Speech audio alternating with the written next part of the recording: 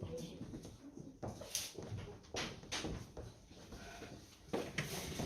C'est quoi les infos à leur donner en même temps que... Bon, l'objectif du TP est de monter les dents du secteur supérieur maxillaire, donc droit, et du secteur mandibulaire droit. Au préalable, les modèles ils ont été montés sur articulateur, dans la mesure où l'engrainement a été contrôlé, et vous voyez qu'effectivement on a à monter 14, 15, 16 et 46, 47. Le montage doit répondre à deux notions essentielles. La notion de couloir prothétique, que je matérialise sur la partie vestibulaire des dents résiduelles en mettant mon index gauche, et sur la partie linguale en mettant une petite tablette ici. Et donc là, vous avez matérialisé le couloir prothétique vestibulaire et lingual. Le plan d'occlusion, quant à lui, s'établit entre la pointe de la canine résiduelle supérieure droite et la pointe de la cuspide méso-vestibulaire de la 7. Donc les dents prothétiques doivent être montées en suivant ce plan d'occlusion, c'est-à-dire que grossièrement, leurs pointes cuspidiennes doivent s'aligner sur les pointes cuspidiennes des dents résiduelles adjacentes à l'édentement. On va donc commencer par monter la 14. Tu sais ce qui serait bon? Le matériel nécessaire, ça va être la torche à alcool, de la cire rose, 2 plaquettes de dents telles qu'on vous les a fournies, sur lesquelles il faudra reconnaître les dents maxillaires et les dents mandibulaires, une fraise résine et la pièce à main pour pouvoir meuler le pied des dents qui risquent d'interférer avec le montage, et puis un couteau à cire et une spatule dosage. Voilà. Le but du jeu donc va être de respecter ces deux notions de couloir prothétique et de plan d'occlusion, c'est-à-dire que les dents, une fois montées, vont devoir d'une part être alignées avec les dents adjacentes et surtout rentrer dans une occlusion convenable avec les dents antagonistes. Commençons par la dent 14. Donc on va choisir ici la première promolaire supérieure droite qui doit être présentée sur le modèle et mise en place. Et on va vite se rendre compte qu'effectivement cette dent peut rentrer en occlusion avec les dents antagonistes, mais va être trop longue. Il va donc falloir légèrement meuler le pied de cette dent. Je pense qu'il faut la couper. C'est pas la peine.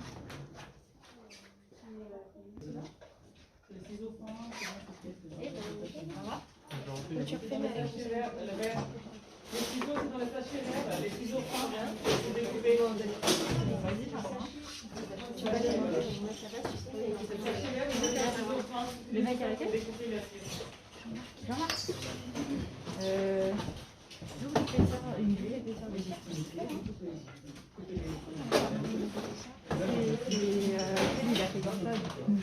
Voilà, donc vous pouvez constater qu'on obtient une occlusion cuspide embrasure, c'est-à-dire cuspide de la 14, embrasure entre 44 et 45, que la dent 14 a son grand axe qui est sensiblement le même que celui de la 13, c'est-à-dire que c'est un axe qui est sensiblement perpendiculaire au plan d'occlusion, et qu'on a un alignement du sillon principal de cette dent avec le sillon principal des dents résiduelles. On doit assurer le point de contact entre la 14 et la 13. La 14 est montée, le pied paraît peut-être un petit peu mésialé, donc pour le distaller, on va chauffer un petit peu la partie distale du pied de cette dent et la repousser. Voilà, parfait.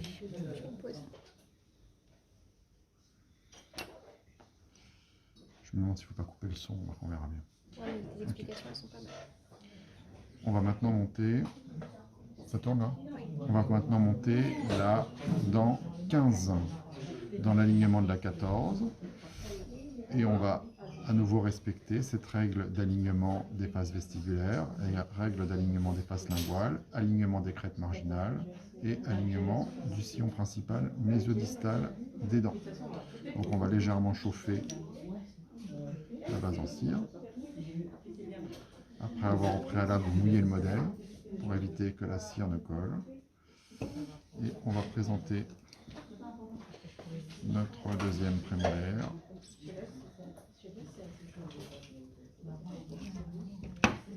Donc à nouveau, on aligne le sillon principal mésodistal de ces deux dents, on aligne les faces vestibulaires, on aligne les faces linguales, on respecte donc le couloir prothétique et on va respecter le plan d'occlusion. Là vous voyez qu'il y a une erreur de montage puisque les pieds des dents divergent. Le pied de la 15 est trop distal, on va tenter de le mésialer en réchauffant la partie mésiale de la cire et en repoussant le pied.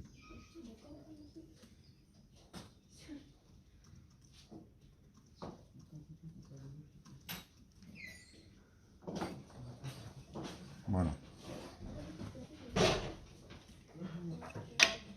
Nous avons monté la 14 et la 15 en respectant les règles d'alignement vestibulaire, lingual et les rotations permettant d'aligner le sillon principal des dents. D'un point de vue occlusal, la cuspide palatine ou linguale et la cuspide vestibulaire de la 15 sont sensiblement à la même hauteur. Il en va de même pour la 14. Ok, nous allons maintenant procéder au montage de la 16, qui sera elle aussi dans l'alignement de la 15 et de la 17. Alignement des faces vestibulaires, des faces linguales, alignement du sillon principal, alignement des crêtes marginales qui doivent toutes se situer sensiblement à la même hauteur. On va se retrouver devant un problème qui est que la dent fournie par le fabricant est trop longue. Il va donc falloir meuler le pied de la dent de manière à ce que cette dent puisse venir s'imbriquer sans surocclusion entre la 15 et la 17. Pour ce faire, on va monter sur la pièce à main une petite fraise résine, une grosse fraise résine d'ailleurs, et cette fraise résine, on va l'appliquer sur le pied de la dent, de manière à creuser le pied, à diminuer la hauteur du pied de cette dent, tout en préservant un bord vestibulaire plus long que le bord lingual au niveau du pied de la dent pour laisser l'illusion d'une racine apparente. Honnêtement, je pense qu'il va go. Donc voici la bonne position pour meuler le pied de la dent, ce qui va me permettre donc de diminuer la hauteur de cette dent, et je vais quand même préserver le bord vestibulaire de la face vestibulaire de cette dent, et je vais faire en sorte donc de conserver l'illusion de l'apparence d'une racine dentaire. Voici, après meulage, l'apparence que doit avoir le pied de la dent. Vous voyez que la dent est raccourcie, mais que la face vestibulaire du pied de la dent est beaucoup plus longue que la face linguale ou palatine. Deuxième écueil à franchir, de manière à permettre la contiguïté entre la face distale de la 16 que nous montons et la face mésiale de la 17 existante, malgré la présence du crochet. Nous allons devoir creuser une petite tranchée au sein de la face distale de la 16 avec une petite fraise boule qui va nous permettre de laisser le passage donc à la partie horizontale de ce crochet et à permettre de conserver un point de contact entre la face distale de la 16 et la face mésiale de la 17. Donc voici comment on va procéder pour creuser cette tranchée. Donc voici une 16 indemne, la face distale de la 16, la face mésiale de la 16, la face vestibulaire de la 16. Donc sur la partie distale de cette 16, je vais creuser une tranchée sous son point de contact ou au niveau du point de contact comme vous pouvez le voir. Et voici le résultat après réalisation de cette petite tranchée. Vas-y, coupe. Okay.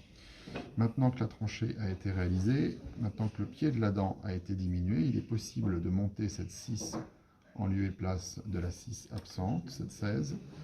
Donc nous allons chauffer légèrement la base en cire et présenter cette 6, cette 16 à sa place, avec cette fois-ci l'idée que le plan d'occlusion est marqué par la cuspide mésio-palatine et la cuspide mésio-vestibulaire. On va voir que la cuspide disto-vestibulaire commence à marquer la courbe dite de Spee, qui montre donc que le plan d'occlusion s'infléchit à partir de la cuspide vestibulaire, mésio-vestibulaire, disto-vestibulaire, pardon, de la 16.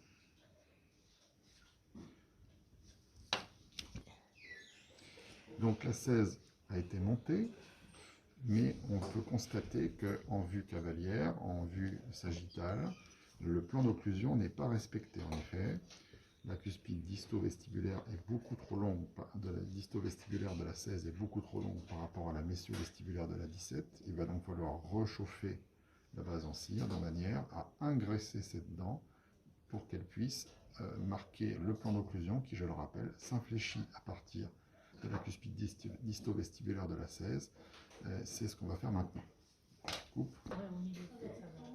Voilà, nous avons donc rechauffé la base d'occlusion.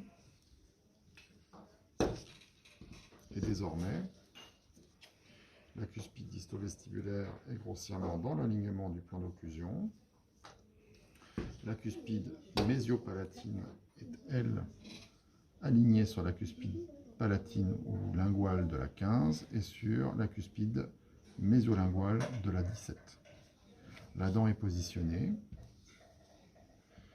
Il ne reste qu'à assurer sa position en rajoutant un petit peu de cire sur les faces linguales pour immobiliser, pour stabiliser les dents au sein de la maquette.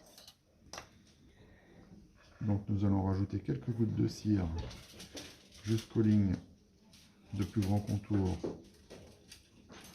linguales de ces dents maxillaires.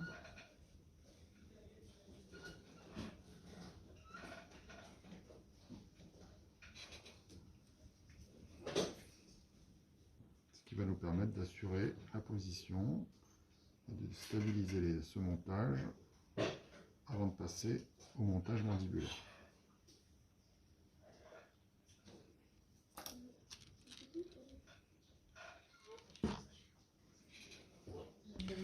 Donc vous voyez que la cire a été rajoutée sur la face linguale, ce qui fait qu'on a une certaine continuité entre la plaque base et puis les faces palatines des dents prothétiques. On va en faire un petit peu de même au niveau des parties vestibulaires du collet des dents, de manière à ce que tout ça soit un petit peu plus solide.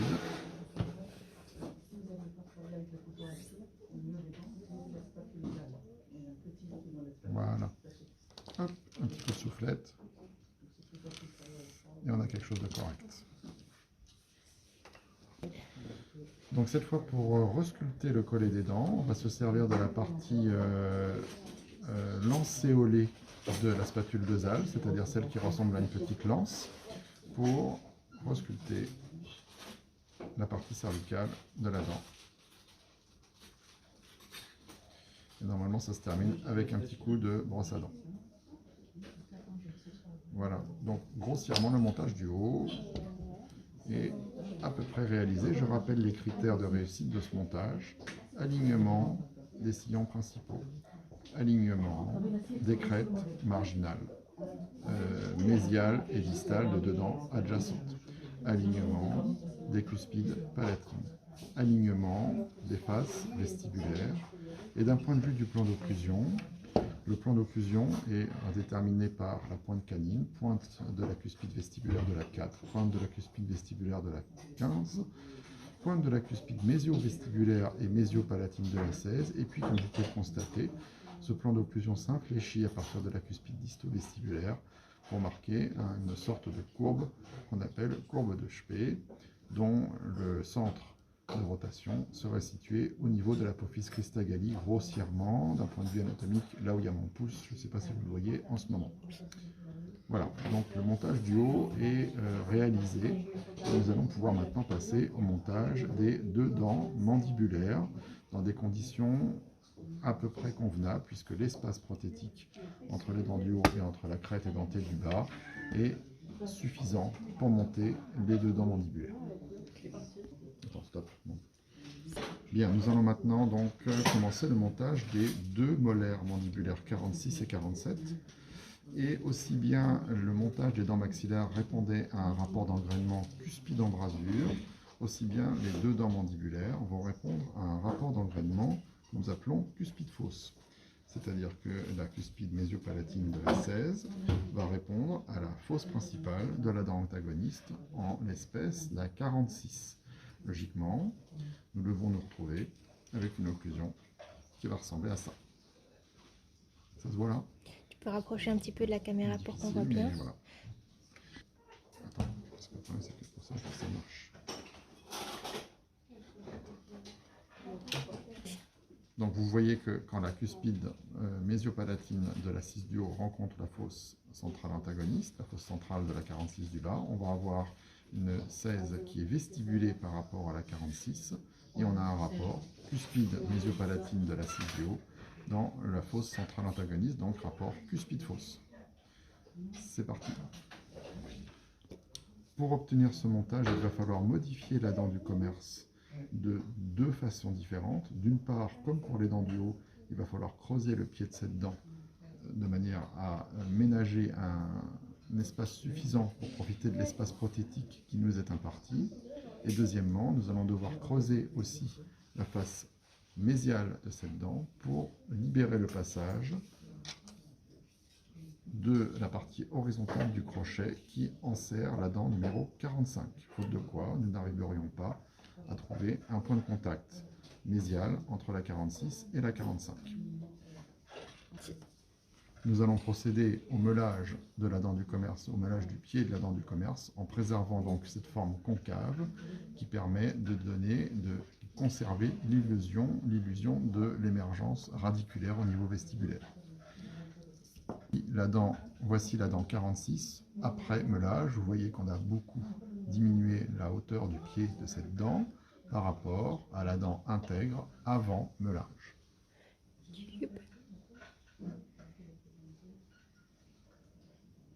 C'est parti. Donc pour positionner cette dent de la même façon, on va chauffer la maquette en cire, pardon.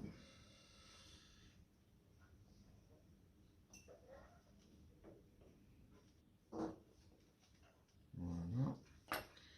On va présenter la dent. Et on va fermer l'articulateur pour articuler les deux modèles l'un en face de l'autre. Et vous voyez que ça tombe bien, le constructeur a prévu une articulation cuspide-embrasure qui se fait naturellement entre la 16 et la 46. Ce sont deux dents qui sont issues d'un même moule et dont l'engrainement est prévu pour se faire de façon aisée. Voilà l'artion cuspide-embrasure 16-46 qui reprend les principes de verrou d'occlusion qui vous ont été enseignés. Vous pouvez remarquer qu'après avoir refermé l'articulateur, la dent a été repoussée en vestibulaire et nous ne sommes plus du tout dans le couloir prothétique. Cette dent est beaucoup trop vestibulée. Nous allons devoir la ramener dans son couloir et redresser le plan occlusal de cette dent puisque cette dent est beaucoup trop versée ad linguam. Stop.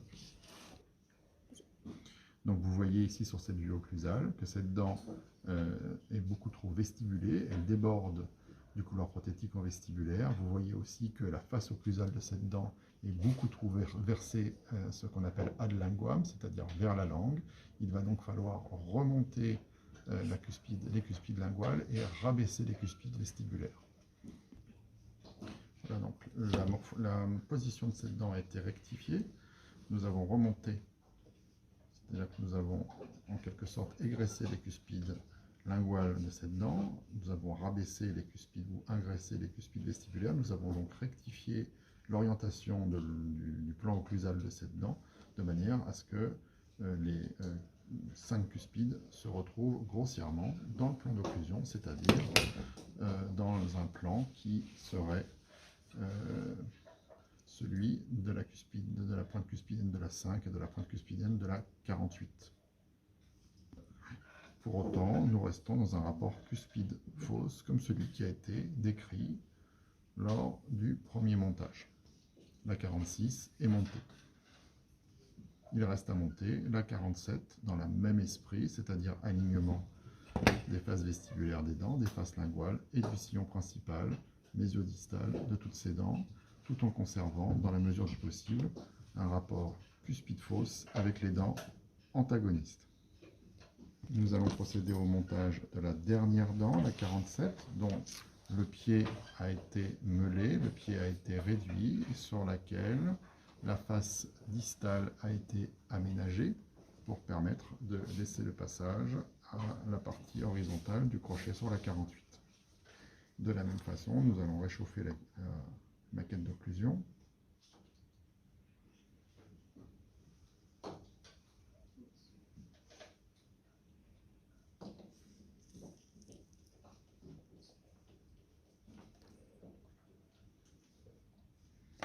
Présenter la dent, qu'on va aligner au mieux avec les dents antagonistes, face vestibulaire, face linguale, sillon principal.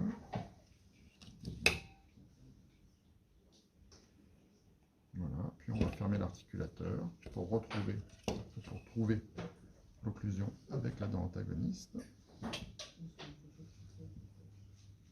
Parfait.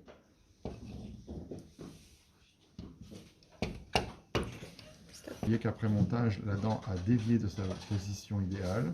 En effet, à nouveau, les cuspides linguales sont bien trop engraissés, les cuspides vestibulaires sont trop égraissés, et l'axe général de cette dent est faux. Donc nous allons réchauffer la base en cire et remettre la dent dans une position convenable. Stop. Le montage est grossièrement réalisé. Nous allons maintenant fignoler un petit peu la cire et enlever les excès qui ont coulé quand on a fait des adjonctions de raccord avec la fameuse spatule de Zal. Voilà. On voit que par endroits, il y en a des manques de cire qui nuisent à la stabilité de notre montage. On va rajouter quelques petits volumes de cire pour stabiliser tout ça.